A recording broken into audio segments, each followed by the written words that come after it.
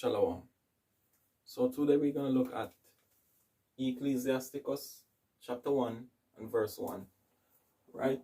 Words translated from Hebrew loses credibility. So let's go to Ecclesiasticus chapter 1 and verse 1. We're going to start in the middle. Wherefore let me entreat you to read it with favor and attention, and to pardon us, wherein we may seem to come short of some words which we have labored to interpret. For the same things uttered in Hebrew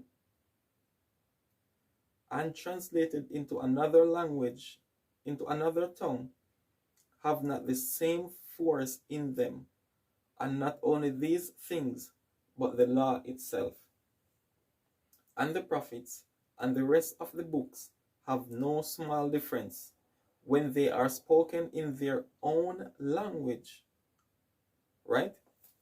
So what you will find, let me go to First Maccabees, what you will find is that you will have some Hebrews that are telling you that the Hebrew is not important. The Hebrew tongue, right? Now what we need to understand, culture and language, they are almost one and the same thing. They still have distinct features, but they are one and the same, because in a culture, what is embedded in this? The language,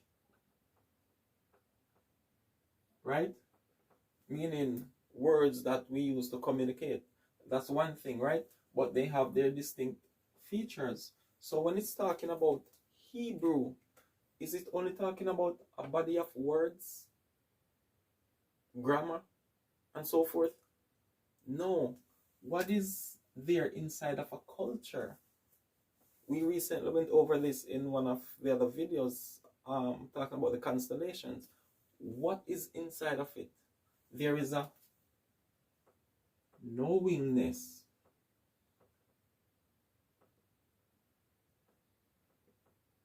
Knowledge that is embedded inside of it. So when we talk about Hebrew, we're not just talking about Hebrew words. We're talking about the knowledge that comes with it, right? So we're going to look at a few words, but let's go to the book of Maccabees first. First Maccabees chapter 1 and verse 41. It says, moreover, King Antiochus wrote to his whole kingdom that all should be one people. Right? How do you become one people? Think about this modern Western society. Guess what? It doesn't matter what language you speak, English, Spanish, French, whatever. We all have what? One cultural thought process, which we will go into further down. And you will see that this is more than just a spoken language. It is a knowledge, it is a knowingness that is embedded inside of it. Right? It says, and everyone should leave his laws, leave your cultural way of thinking. So all the heathen agreed according to the commandment of the king. Yea, many also of the Israelites consented to his religion. That's what we're seeing today. You have these Hebrews teaching you that, oh no, the Hebrew is whatever. These are the wicked Israelites that consented to that religion. Learn the ways of the English culture. Think in English. Don't go back to your ancient knowledge to look at things. Right? These wicked Israelites are the very one teaching you today. So you are stuck in that mindset, because guess what? The scripture says the law of the Most High is perfect, converting the soul. You have to understand that some of the teachers, their only job is to do what?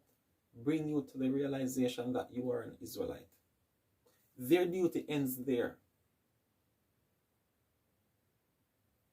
It takes other people to bring you to the next step of your journey. So it's just like when you're young, you go to a primary school for 6 years, right? those teachers can only teach you but so much. When that journey ends, you go to a different set of teacher in high school, and they take you to another step along the way. You finish high school, you go to a community college. That's another step on your journey. You finish community college, you go to universities. That's another step. But you have to know when one journey ends and the other one begins. Otherwise, you will never be converted. Right? It's the same with spirituality. Not all teachers have all the different aspects. Right? It says, where am I?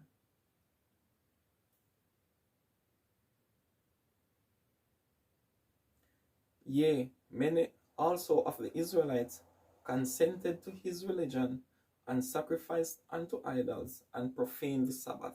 And we're going to look at that